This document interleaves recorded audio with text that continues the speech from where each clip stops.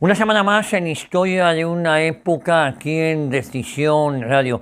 Hoy con una persona a la que yo personalmente admiro mucho y que genera muchas simpatías en esta casa, ni más ni menos que Rocío Monasterio. Estoy seguro que todos ustedes la conocen. Rocío Monasterio es la portavoz de Vox en la Asamblea de Madrid y además es la presidenta del partido también aquí en la Comunidad de Madrid. Rocío, un placer tenerte aquí en los micrófonos y en las cámaras de Decisión Radio. Muchas gracias por la invitación y a mí me encanta estar con vosotros también. Digo además que yo siempre te estoy muy agradecido porque recuerdo cuando las elecciones del 4 de mayo nosotros fuimos los últimos medios, yo estaba en radio ya, en entrevistarte.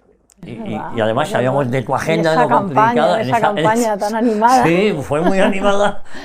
Hubo muchos sobresaltos en esa campaña. Yo que te conozco hace unos cuantos años, recuerdo que coincidíamos en Intereconomía. Y Vox estaban haciendo, no tenía representación parlamentaria y íbamos a algunos debates. Recuerdo que tú eres arquitecto, y que has trabajado a pie de obra, ¿no? Pues sí, bastante. Oye, qué no cambio, como algunos políticos de estos que no han pisado un trabajo en su vida. Te has tenido que encontrar muchos políticos que trabajar poco, ¿no? Bueno, sobre todo que no conocen la realidad, que a mí es lo que me resulta sorprendente, porque a mí me parece que en política es un oficio que más vale que llegues conociendo un poco de qué va el tema, ¿no? Y cómo puedes ayudar a que la gente salga adelante, y para eso no está mal conocer el mundo real. El mundo real lo puedes conocer porque has trabajado en la empresa privada, o lo puedes conocer porque te gusta pasearte por un pueblo y conoces a todos los vecinos y les preguntas lo que quieren. Hay muchas maneras, pero lo que veo es a políticos muy alejados y eso a mí me escandaliza, ¿no? Oye, ¿cómo llegas? Porque yo recuerdo te veía una luchadora, ibas a trabajar, ibas al estudio, ibas aquí, tenías tiempo para ir a la charla, al medio de comunicación. Bueno, pues las madres de familia numerosa estamos acostumbradas a sacarlo todo, porque no queda más remedio que sacarlo todo, no hay opción. El niño tiene que cenar, tiene que salir, hay que lucharle, tiene que vestir, hay que trabajar, y lo sacamos, ¿no? Pero es verdad que esos años que hablas de Intereconomía, pues eran años especialmente complicados, porque, vamos, yo recuerdo, claro, a lo mejor yo estaba por la mañana hormigonando en una obra en Cebreros, una cimentación, y me tocaba, y me llamaba Santiago Abascal, y me dice, Rocío, ¿puedes ir a un plató de televisión a hablar de...?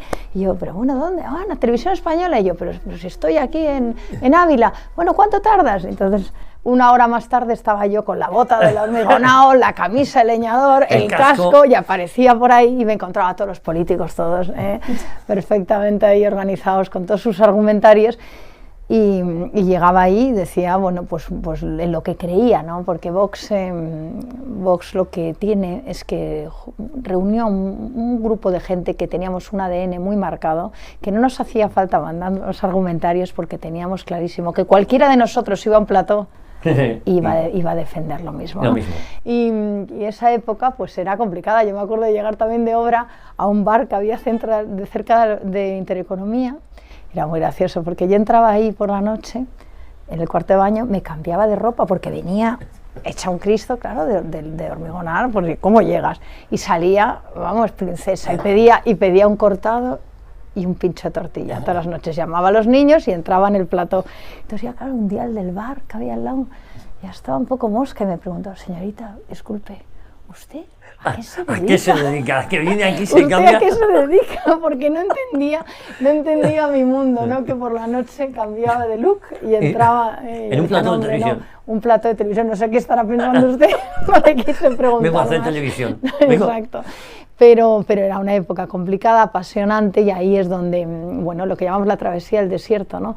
Donde un grupo de gente que estábamos convencidos de que había que montar un partido y sacar adelante unas ideas que creíamos que muchísimos españoles compartían, pues estuvimos luchando unos años compaginando todo, el trabajo, familia con unos niños que en ese momento eran muy pequeñitos y Vox.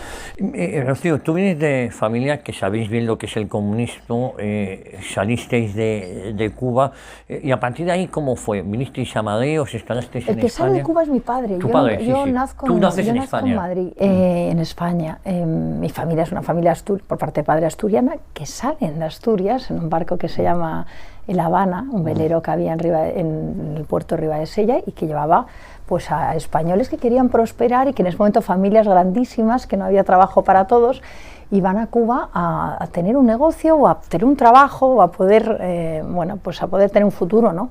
Y así fueron mi abuelo, mi tío abuelo, todos se fueron en este velero, el Habana, y mi padre pues también estuvo allí, ¿no? Y hasta que llegó Castro y expropió absolutamente todo, ¿no? A todas las familias que habían estado trabajando durísimo para sacar eso de cero. Entonces, bueno, yo tengo familia exiliada en muchos sitios del mundo y ahora, fíjate, ahora me da pena, porque el otro día me escribió un tío mío desde Chile y que tiene cierta edad ya y al que yo le tengo muchísimo cariño, ¿no? Me ponía un mail y me decía: Rocío, esto está otra vez mal. Me decía: no me puedo creer que me voy a tener que volver a exiliar. Le había salido de Cuba en su momento y ahora está pensando si va a tener que salir. Claro. Entonces, esto, lo que tenemos que aprender es que el tema del comunismo no es algo pasado y que no te puede volver a pasar. Los venezolanos, cuando yo me los encontraba en Estados Unidos y yo les hablaba de los cubanos, me decían: monasterio, eso es porque tú estás muy marcada por lo que pasó en Cuba, a los venezolanos no nos va a pasar. Y pasó.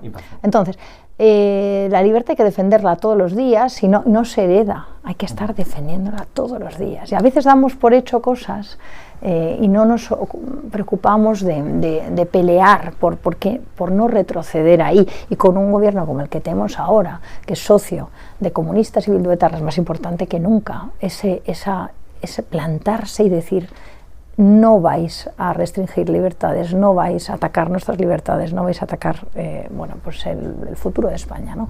Entonces, bueno, yo el tema de Cuba me marca, claro que me marca, todos estamos marcados por las circunstancias en que hemos nacido. Yo creo que también tenemos que tener la altura de miras para saber distinguir qué es parte de lo que ha vivido nuestra familia y saber analizarlo con frialdad también, porque si no todos tendríamos un sesgo que no nos dejaría ver al otro lado, ¿no?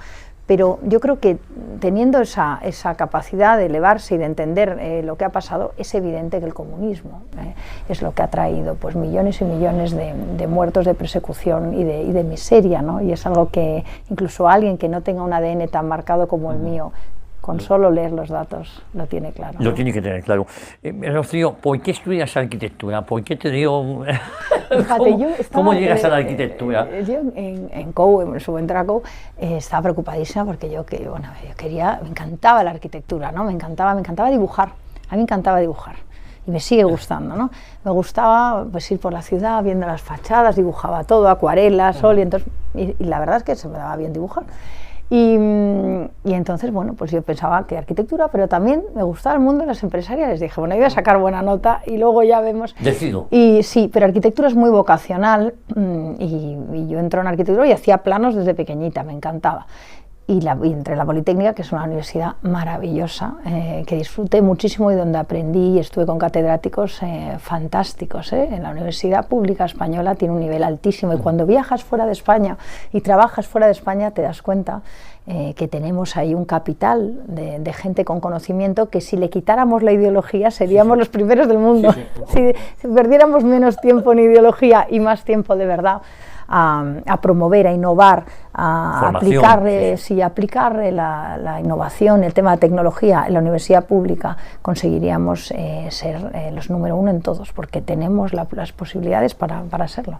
Oye, ejerciste mucho tiempo como arquitecta y llegó un momento, formas una familia, compaginar el trabajo con los niños tampoco ha sido fácil nunca, ¿no? Bueno, yo creo que no es fácil para nadie, ¿no? Claro. Esto de que yo veo a las políticas lloriqueando continuamente diciendo, ay, que tengo, digo, vamos a ver, que tienen hijos muchas españolas y no están lloriqueando, por las esquinas. Yo creo que tenemos que valorar que es un esfuerzo adicional y efectivamente las madres, pues es verdad que en el trabajo a veces somos discriminadas por el hecho de ser madres, no por el hecho de ser mujeres. Pero yo no creo en la política hasta el lloriqueo que veo a las políticas por ahí haciéndose las víctimas por el hecho de ser mujer. Yo no quiero que a mí nadie me compadezca. Yo no. Yo quiero ni que nadie me coloque por una cuota, ni que no. Quiero que se valore el hecho del esfuerzo, que es compaginar, tener hijos con un trabajo, que no se nos discrimine, pero punto. Yo no, la política, el lloriqueo me repele.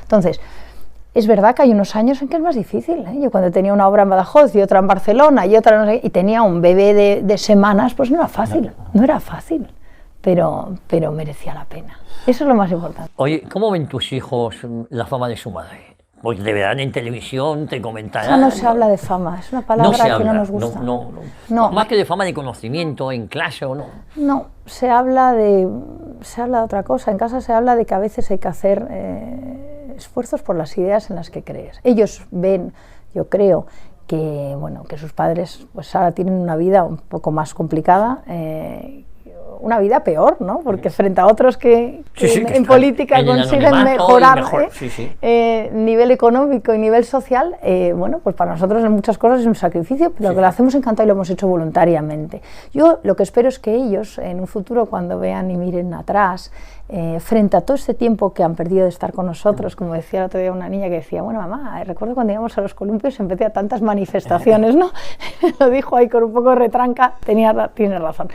Entiendan y valoren que quizás, pues bueno, ciertas ideas que Vox ha llevado ahora a la realidad política y a la sociedad y lo que vamos a conseguir hacer cuando entremos en gobiernos, porque yo estoy convencida que vamos a llevar a ejecución nuestras ideas, cuando miren atrás se darán cuenta que todo este esfuerzo mereció la pena y que sus padres y ellos formarán parte de esto. Ellos entienden que son parte de esto. Mira, yo tengo un niño que estaba viviendo en Chicago, ¿no? Y vino un temporal terrible, un vórtice polar, menos 47 grados, eso era una cosa espantosa. Yo lo veía y decía, pobre, menos 47, no les dejaban ni salir de las habitaciones, no podían ir ni a las aulas, les ponían unas lámparas para que no se deprimieran, porque no podían, pero bueno, días y días. Y se supone que nosotros teníamos que haber ido a verle y por una campaña electoral no pudimos. Y yo estaba realmente agobiada pensando, pobrecillo, le hemos dejado ahí, lleva meses, no le hemos ido a ver, qué horror. Y la campaña, le voy a tener que volver a decir que por una campaña, porque es una tras otra, esto de Vox ha sido continuo. Y yo le llamaba realmente agobiada. Y de repente él me dijo, pero mamá, que no me des explicaciones, que en esto estamos todos. En esto estamos todos. Y me dijo algo así como que en lo de España estamos todos, porque era algo relacionado con Cataluña, con lo que estábamos nosotros, y él entendía que eso era parte de lo que él también estaba, que ese sacrificio o lo que lo perjudicaba, él lo entendía como parte de su aportación. Y eso es maravilloso, y eso es lo maravilloso que tiene Vox, que los jóvenes también tienen con ilusión, entienden con ilusión que estamos batallando para ellos, que esto trasciende al trabajo nuestro, que es para las generaciones que vienen. Fíjate, y hay futuro, hay esperanza cuando uno se pasea por las movilizaciones de Vox, siempre masivas, y siempre hay un denominador común y es la gente joven que sigue a Vox.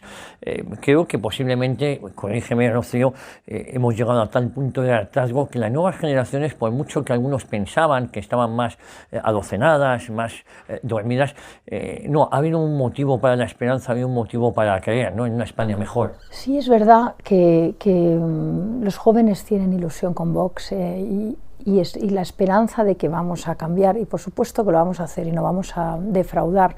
Yo creo que también Vox es la rebeldía. Es la rebeldía frente a estos partidos apesebrados que al final siempre se ponen de acuerdo y que mantienen un sistema, el bipartidismo, que ya no sabe dar respuestas a los jóvenes, porque el mundo ha cambiado además. Y estos partidos apesebrados, los partidos estos que se han quedado atrás, siguen viendo la sociedad de una manera equivocada. Y es que ha habido un cambio de paradigma brutal, y todavía hay mucha gente que no se ha enterado. Y los jóvenes están viendo el futuro de una perspectiva completamente distinta a que vemos nosotros. Y o entendemos eso o no vamos a ser capaces de darles respuestas. Y tenemos un reto por delante gigante, que es darles ilusión y darles empuje. Tenemos que conseguir asegurarles, mirarles los ojos y decir, vais a tener un futuro como mínimo igual al que tuvimos nosotros. Y nosotros no podemos parar de trabajar hasta conseguir asegurarles eso. Yo lo que me niego es a tener que decir que vamos a retroceder o que no van a tener las mismas oportunidades. Entonces, ese es el gran reto que tenemos. Ese es el gran reto y eso tenemos que conseguir cumplirlo. Y por eso, y esa es una prioridad para nosotros, y por eso los jóvenes, pues yo creo que entienden en nuestro mensaje. Rocío, ¿os sentís o te sientes en algún momento dado llaneros solitarios en el sentido, no solitarios porque es verdad que os acompañan miles y miles, millones de españoles, casi 4 millones por el momento, pero medios de comunicación que os hacen el vacío, que siendo la tercera, por el momento la tercera fuerza política de este país, pasan a hablar de las siguientes fuerzas políticas saltándose a Vox, como si no existiera, de espaldas a la realidad. Me siento llanera solitaria cuando estoy con la élite de los medios de comunicación, la élite política y la élite intelectual, que viven en un submundo que no refleja la realidad de la calle. Y cuando salgo a la calle no soy llanera solitaria, al contrario, estoy con la gente que no se entiende perfectamente, que está harta de lo que le hablan los políticos que no entienden, que están hartas de las banderas estas del género, del cambio climático, del indigenismo, ¿pero de qué están hablando la gente? Que la gente que no entiende ya todo eso, que eso es algo artificial, es algo ficticio, es una agenda impuesta. Y la gente está en otras cosas. Y lo que le resuelve la vida a la gente son otras cosas. Y sobre todo que no se puede forzar con ideologías que son perniciosas y que son contrarias al sentido común, que lo que quieren hacer es destrozar la familia, destrozar los lazos entre las personas, destrozar nuestra identidad, destrozar nuestras raíces, destrozar nuestras tradiciones, destrozar lo que sentimos por nuestra patria, deshacer todo eso que nos hace sentirnos anclados. Y por culpa de esa ideología que genera la izquierda y que el centro derecha compra y gestiona, hoy vemos a mucha gente que está en una crisis real de identidad. Cuando vemos también tantos problemas de salud mental, ¿por qué se ocasionan? Porque hemos roto con todas las raíces y toda la identidad. La gente ya no sabe ni dónde es, ni a dónde va, ni quién es su familia, ni a quién tiene, ni qué lazos tiene. Eso tiene unas consecuencias brutales en la persona. Y una política que no defiende la dignidad de la persona, que es lo primero, pues destruye a la persona, Y ahora yo creo que nos estamos dando cuenta de todo eso. Y lo triste es que nos estamos dando cuenta con una crisis de salud mental, con una crisis de falta de identidad, con una crisis de falta de arraigo, que tiene como consecuencias pues, unas consecuencias gravísimas, entre otros para los niños y para los jóvenes. ¿Cuándo es el punto de inflexión, si hay, en Vox? Tú estás desde primera hora, y de repente llegan diciembre, las generales, diciembre de hace 4 años, y Vox entra de repente en las instituciones, pero con letras mayúsculas, ¿no? Había concejales, pero fue anterior. Antes de llegar ahí... Junio del 2018. Yo recuerdo, fuimos a dar un mitin a Cataluña, llegamos a la estación de Sants y hasta un hotel. Y cuando entramos en el pasillo hacia la tarima, digamos Santi, Javier, Iván, en ese pasillo yo iba un poco atrás, como me gusta ir a mí, observando. Yo iba observando y vi que la gente lloraba, que la gente nos tocaba y lloraba. Y decía, no nos dejéis solos. Y yo me acuerdo que ese pasillo que se me hizo, por una parte corto, por otra parte larguísimo, me dio tiempo a pensar muchísimas cosas hasta llegar donde me sentaba yo. Y pensaba, qué emocionante, qué maravilla, porque yo iba abrazando a cada uno, ¿no? Y dije, ¿y qué responsabilidad? ¡Qué responsabilidad! Porque cuando tú ves a alguien que te mira y que llora y que te dice, no nos dejéis solos, no nos defraudéis, seguid así, y te abraza y está llorando, te das cuenta de la importancia del papel, de lo que tienes que hacer, de la grandísima responsabilidad, porque es gente que se ha sentido abandonada por el Estado, que se ha sentido acosada, que se ha sentido excluida, que se ha sentido atacada por el hecho de decir que es española en Cataluña, y que nosotros han visto pues un futuro, ya han visto que se puede garantizar algo que son los derechos fundamentales, que es que tú puedas tener un hijo escolarizado en español, o que tú puedas hablar en español o rotular. ¿Cómo se ha llegado a cuestionar esto? ¿Cómo se ha llegado a cuestionar esto? Pues esa gente que nos abrazaba y lloraba, para mí fue un hito importantísimo. Y el siguiente fue octubre, Vistalegre 1. Ahí había unos cuantos que habíamos resistido, éramos muy pocos, y claro, cuando se alquila esa plaza gigante y el día anterior vamos a poner las banderas con los voluntarios, me acuerdo, muchísimas sillas, todo ese graderío, pues yo la noche anterior estaba preocupadísima diciendo, Dios mío, vamos a llenar esto, esto es gigante, Y no pegué ojo en toda la noche. Al día siguiente, me acuerdo entrar en los túneles que hay bajo la grada, para los camerinos, iba yo con José Antonio Ortega Lara, y yo le decía a José Antonio, esto es un sitio gigante, yo no sé si... Yo tenía miedo y... de verdad, si llenamos estos, yo lo que vi en Barcelona es que hay ese espíritu de esperanza, pero estos, y José Antonio me decía, yo, en otras plazas más difíciles hemos lidiado, claro, eso que te lo diga José Antonio Ortega Lara, ya. Y yo me acuerdo que abría las trampillas que daban al graderío y de repente eso empezó a rugir. Y empezó a entrar gente, fue impresionante, y fue Vista Alegre 1, y ahí pues mucha más gente se incorporó a este proyecto, gente incluso había estado ligada antes que lo había tenido que dejar por temas profesionales, y Vox siguió hasta las elecciones de Andalucía y esos 12 escaños maravillosos que yo tampoco me creía. Yo creo que eso fue ese punto de inflexión de entrar con muchísima fuerza en las instituciones. Y es más, el bipartidismo tampoco se lo creía, a día de hoy sigue sin creérselo. Los medios no se lo creían y las encuestas nos daban 0 escaños. Hubo alguno que arregló la encuesta a último minuto para que no dijeran que era un inútil total. Claro, eso nos suele pasar, ¿eh? Sí. Con algunos tezanos de izquierdas y de derechas que van diciendo 0 escaños y según se acerca el final de la elección ajustan para decir, bueno, yo lo dije, sí, claro, lo dijiste 6 horas antes. Antes has estado haciendo campaña para el partido que te pasa. ¿Qué es lo que pasa con los de las encuestas? Rocío, me comentabas que había José Félix Tezanos a diestra y siniestra. Hay tezanos a la izquierda y tezanos en el centro derecha que utilizan las encuestas como herramienta electoral y luego según se va acercando el final van ajustando para que luego no perder la credibilidad.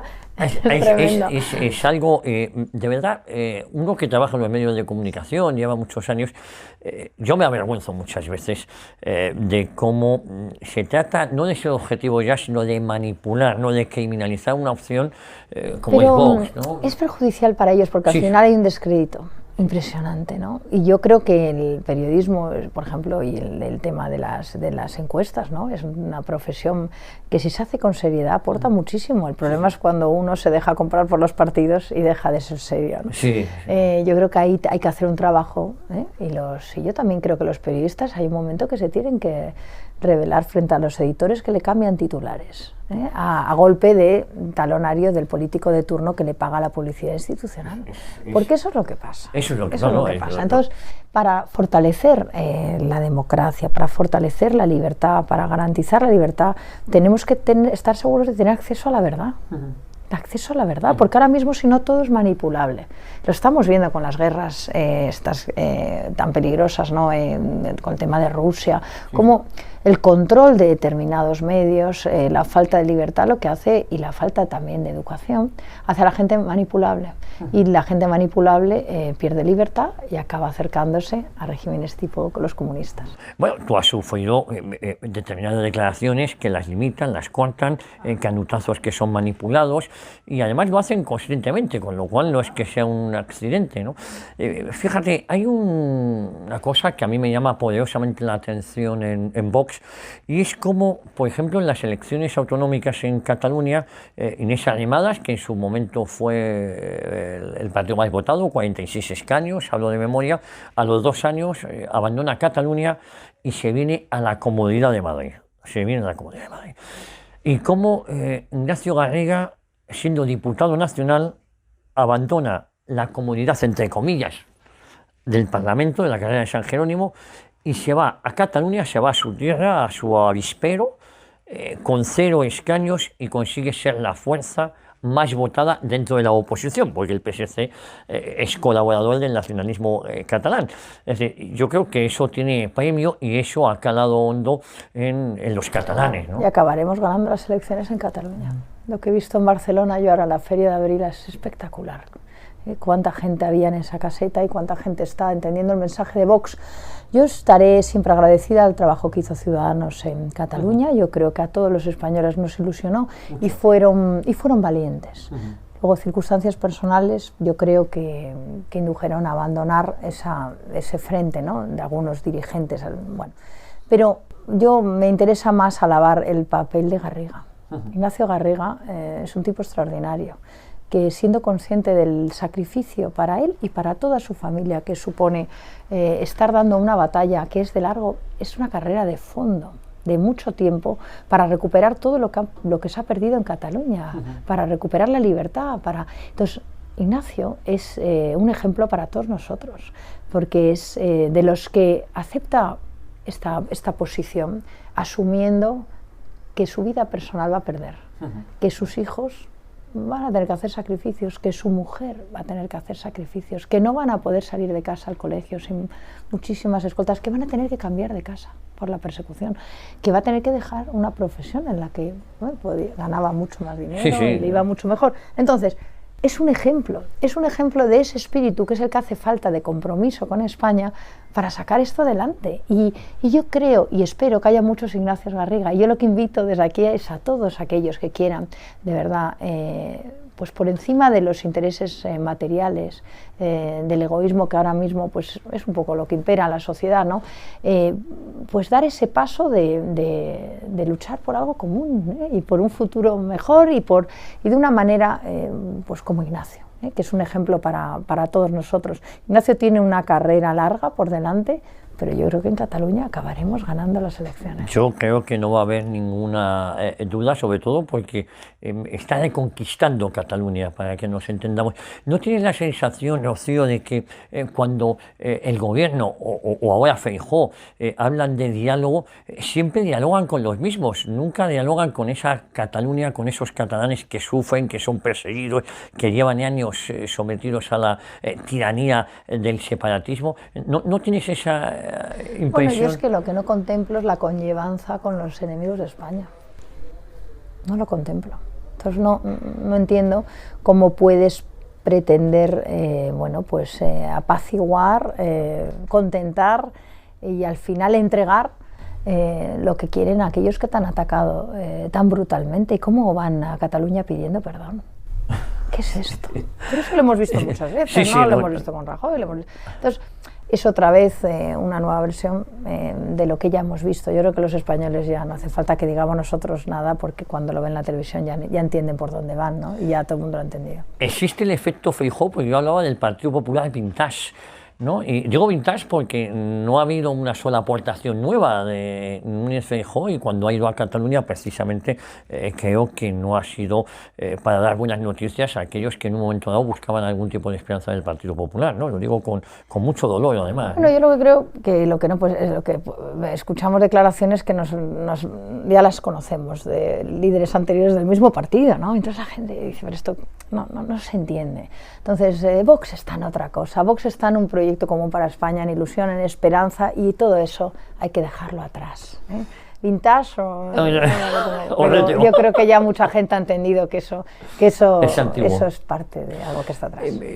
¿Qué pasa con Vox, que en cada elección en la que se presenta mejora siempre sus resultados? No ha habido una sola elección, sobre todo el de la famosa moción de censura, iba a decir moción de censura contra Abascal, porque la sensación que dio es que al final la moción de censura, el Partido Popular junto con Sánchez se ponen de acuerdo para ir contra Abascal. ¿Qué fenómeno está sucediendo que en cada elección Vox mejora sus resultados y su apoyo popular? Mira, a mí más que mejorar resultados, lo que me preocupa es que lo que me interesa es que cada vez el discurso de muchos vire hacia lo que defiende Vox, que las ideas de Vox estén en la calle. Entonces, me encanta, por ejemplo, ver al PSOE que ya no quiere hablar de género, porque ve que ni su gente se lo compra. Me encanta ver cómo en el mundo rural la gente está con Vox. Y pasan de la izquierda a Vox. Sí. Eso es. Aquí, ¿cuál es el objetivo? Llegar a gobernar y que nuestras ideas se hagan realidad. Y eso es lo que tenemos que conseguir. Incluso que los que no son de Vox acaben haciendo nuestras ideas, como la señora Díaz Ayuso, que hace el programa de Vox, con lo cual es maravilloso. Nos hace falta, estamos mirando así y van no todo, claro, hay unas cosas que son ya para muy valientes, pero es fantástico que vayan hablando de las cosas que a Vox le interesan. Entonces, esa es la verdadera capacidad de influir con las ideas para luego ejecutar. Para ejecutarlas bien tendremos que llegar nosotros al gobierno, porque para eso hace falta valentía de verdad. Pero de momento ya empiezan a hablar de todo lo nuestro, y en la calle la gente habla de lo nuestro, con lo cual eso es lo fantástico. Rocío, a pesar de lo difícil que fue la campaña del 4 de mayo, hay que reconocer que se mejoraron resultados, se obtuvo un diputado más, a pesar de tenerlo todo en contra, porque también hubo una ofensiva mediática contra Vox y una ofensiva en apoyo de Díaz Ayuso, ¿no? Con lo cual no fue nada fácil mejorar incluso los resultados que se habían obtenido. Bueno, claro, pero vamos a ver, estar en unas elecciones contra alguien que además está en el gobierno, pues no es fácil, no es sencillo, ¿no? Pero yo creo que lo importante es que ya todo el mundo se ha dado cuenta que hay determinadas políticas que solo se hacen si está Vox. Entonces, solo porque estaba Vox, pues ahora ha habido gratuidad de educación en Madrid, en bachillerato y en guarderías, etcétera, porque está Vox se está presionando para bajar más impuestos, en este momento precisamente, que es cuando hay que bajarlos, porque es la gran crisis, porque está Vox, se ha sacado medidas de apoyo a los jóvenes para que accedan a una vivienda, con ese aval que les permite completar esa cantidad que necesitan cuando les dan una hipoteca y les falta ese 20% que no tienen ahorrado. Solo porque está Vox se ha dejado de hablar de determinados temas de género que ya les da miedo tocar. Entonces, tenemos mucho camino que avanzar, porque hay otras medidas que son para valientes y que no se atreven a hacer, como es el tema de la ideología de género, como es el tema del plan de apoyo a los autónomos, como es el tema de eliminar las subvenciones a los sindicatos, que hombre, la señora Díaz Ayuso paga 20 millones de euros en cursos de formación, más de 600.000 en subvención directa a los que nos están montando manifestaciones. Bueno, hay muchas cosas que hacer que yo entiendo que no se atrevan, ya llegamos nosotros y lo hacemos, no pasa nada, pero gracias a que está Vox, todas esas cosas la gente empieza a entender que son fundamentales y empujan incluso a la señora Díaz Ayuso para que lo hagan. Rocío, yo que veo muchas intervenciones tuyas en el Parlamento, en la Asamblea de Madrid, la verdad es que son espectaculares, pero luego hay otra parte que es un circo, el circo de Mónica García, la pistolera Mónica García amenazando a Beteta, creo que era, Araschetti, perdón, consejero de Díaz Ayuso.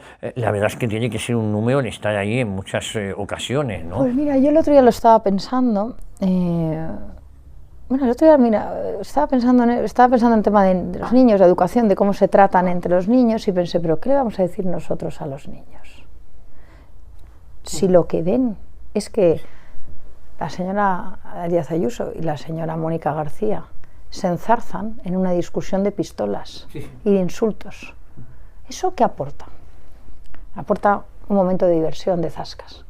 Pero luego realmente, ¿cómo le vamos a decir nosotros a nuestros niños que tienen que aprender a debatir y argumentar con educación, con respeto y elevándose, si no somos capaces de hacerlo nosotros en un Parlamento? Si devaluamos las instituciones a un nivel en que la política se convierte en un titular y en un zasca, que eso luego se lo lleva el viento.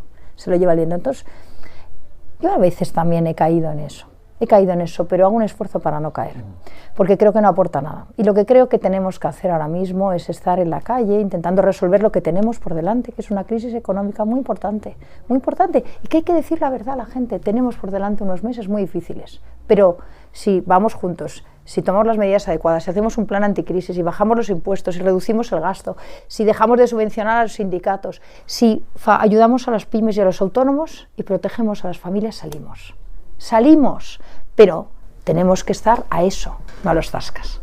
Los zascas no dan de comer a la gente, los zascas se entretienen un ratito, pero nada más. Te hemos podido ver en varios, no me gusta llamarlos humildes porque no es así, pero en varios donde han puesto centro de menas, que es innegable que hay cierta conflictividad, cierta inseguridad, y esto también ha puesto muy nerviosos tanto a izquierda como a centro reformista, ¿no? Que Vox se acerque a los barrios más necesitados o más deprimidos, por llamarlo de alguna manera, ¿no? ¿Qué está pasando y por qué siempre los que menos tienen son los más perjudicados? No ponen un centro de menas al lado de su casa, no, lo ponen donde quizás menor ambiente, más dificultades hay, mayor inseguridad, con lo que lo multiplica, ¿no? Están descuidando determinadas zonas de Madrid. Sí, mira, no nos hemos acercado porque siempre hemos estado ahí. Yo en esos barrios he trabajado muchos años y vivía ahí. Porque me acuerdo, vamos, como yo no tenía la caseta de obra, pues a veces era incómodo, pues vivía en los bares de la zona, y me pasaba ahí 12 horas en barrios que eran complicados y que siguen siendo complicados. Y me daba cuenta que determinadas políticas a los que más afecta es precisamente a esos que votan a la izquierda, que votan las políticas que les traen la inseguridad a los barrios, que les traen la persecución de género. Me acuerdo conversaciones con cerrajeros ahí soldando, que nos tirábamos horas. Empezaban a hablar del tema de género, me decían, ay jefa, que mañana no vengo, que me han puesto una denuncia que es falsa, yo no. Y me decían, pero es que le voy a tener que pedir no sé cuántos permisos porque Y me lo contaban realmente apesadumbrados diciendo, pero ¿qué ley es esta que nos lleva a los hombres a un juzgado tratándonos distintos que a las mujeres? Y que luego pues eso se resolvía, a veces eran denuncias falsas. O por ejemplo el tema de la inmigración ilegal. Yo he vivido en obra el yihadismo. A mí me han detenido equipos de pladuristas y de los que me encintaban en operaciones antiyihadistas. Y era gente con las que había tenido unas broncas brutales porque se negaban a que yo, jefe de dirección facultativa, diera las órdenes en obra, que una mujer diera las órdenes y que me sentara en su mesa. Por supuesto, yo me sentaba en su mesa a comer todos los días, porque no pensaba crear el precedente. Claro, el susto es cuando al día siguiente te los detenían todos. Me ha pasado 2 veces, una vez en Barcelona con los tipos que eran pulidores y otra vez con encintadores de pladur. Bueno, la inmigración ilegal, el peligro de la inmigración ilegal, la inseguridad que crean los barrios, ¿no? Y yo lo he visto mucho en esos barrios, pues a veces era complicado, ¿no? Y generalmente, pues cuando tú tienes descontrol de inmigración, la inseguridad aumenta y esto es una realidad. Entonces, esos barrios, la gente está entendiendo lo que decimos, sabe que lo que decimos es verdad, y se nos acercan a la calle y dicen, Monasterio, tienes razón. Las madres en barrios, ahora recientemente, en las últimas semanas, se me acercaban y me decían, oye, Monasterio, yo no te voto, pero que lo dijiste el otro día de las madres, no dormimos con el tema de las bandas latinas, sí. Tienes toda la razón. Las madres no dormimos y no es normal. Y nos vienen nuestros hijos o los amigos de nuestros hijos a los que han pinchado con una navaja o los que han ido a buscar entre 5 para darles una paliza. Entonces, la gente no es tonta. La gente, por mucho que intentan demonizar a Vox, ve que lo que dice Vox es su realidad. Entonces, es una cosa de sentido común, que al final acaban votando a Vox. Y ya les da igual que nos llamen ultraderecha, les da igual, se mueren de risa, lo que quieren es que les resuelvan su problema. Y su problema es la inmigración ilegal. Y su problema es que su hija no puede ir a la puerta del metro porque tiene miedo que le ataque un grupo de estos y tiene que ir acompañada. Qué tela, que en España ahora resulta que tenemos que ir las mujeres acompañadas porque tenemos miedo por determinadas bandas. Vamos retrocediendo con estas feministas. En vez de avanzando, vamos retrocediendo, ¿no? Y su problema es que no pueden cambiar de furgoneta. Y trabajan y viven en Fuenlabrada y trabajan en Tres Cantos y su furgoneta le ha costado un dineral y se han tenido que hipotecar y todavía no han pagado ese crédito y resulta que ahora viene el señor Almeida, les dice que su furgoneta no vale, que tienen que comprar una eléctrica. Y que si resulta que es un camión de mediano tamaño le va a costar 91.000 euros, que no tiene. Entonces todo esto, el cambio climático, del género, de las fronteras abiertas, es el discurso de progre, de la élite que vive en el Madrid de primera y que pretende vivir en el Madrid de primera, ir en patinete y que es feliz con todos estos discursitos. Pero no entienden que la realidad de Madrid, la realidad de España es otra. Y nosotros yo creo que sí tenemos esa capacidad de seguir estando en esos barrios, seguir escuchando, que es muy importante, y seguir entendiendo por dónde va el mundo, ¿no? Vox ha puesto sobre la mesa una serie de debates que otros daban ya por cerrados y por zanjados, pero daban por zanjados y por cerrados sin haber consultado con nadie. Y yo creo que, no sé si coincides conmigo, no hay nada más antidemocrático en democracia que el consenso generalizado, ¿no? La democracia debe ser las ideas, poner sobre la mesa las ideas, el debate. En cambio, llevamos unos cuantos años de ausencia de libertad individual. Quizás sea ese uno de los motivos del éxito de Vox, que dice y además cumple lo que dice, cosa rara en este país, ¿no? Bueno, yo es que además creo que nuestros políticos firman manifiestos y firman agendas, como si fuera el libro de Mao, firman la Agenda 2030, ese fue Rajoy, por cierto, y nos la imponen a todos. Claro, ¿qué es esto? Una ideología que afecta a la familia, al clima, a la empresa, a todo, a la sociedad, y que nadie ha votado. ¿Quién ha votado la Agenda 2030? ¿Dónde la hemos votado? Pero la tenemos, la imponen. Está bien. Si tú eres una empresa y no cumples los objetivos de la Agenda 2030, eres un proscrito de la sociedad. No, bueno, pues que se te ocurra pedir una subvención o una ayuda si no cumples con determinados sellos que te imponen la Comunidad de Madrid o el Gobierno de la Nación. Entonces, es una máquina de extorsionar. Generan agendas para extorsionar a la gente y para hacerles tragar una ideología. Y además lo peligroso es que incluso te intentan imponer un estilo de vida incluso cuando ellos ya no estén, porque están en la Agenda 2030 y ahora en la Agenda 2050 de Sánchez, ¿no? Y contra eso, ¿qué? ¿Agenda España? Bueno, Agenda España sobre todo es la defensa de todo esto que veníamos hablando, ¿no? De la libertad, de la identidad, las raíces, la tradición, la familia, ¿no? La dignidad de la persona. Sí, es muy sencillo. Y la defensa de la nación española. La defensa de la nación española, esto de diluir las naciones y convertirnos en regiones, esto de cada comunidad autónoma convertirse en un reino de taifas que va encima a Europa a hablar mal de España. Pero bueno, ¿esto qué es? Vamos a ver. Entonces, la Agenda España es fundamental para defender la posición que tiene España, tan importante en el mundo, para conseguir sacar el potencial que tenemos los españoles, que cuando nos unimos y tenemos un proyecto común somos mejores que nadie, la verdad. Y para dejar de estar sometidos y bajo el pie de todos estos que lo único que quieren es homogeneizarnos, ¿no? Homogeneizarnos y barrer todo rastro de identidad, de la historia, de nuestras raíces y de todo lo que nos hace ser lo que somos, ¿no?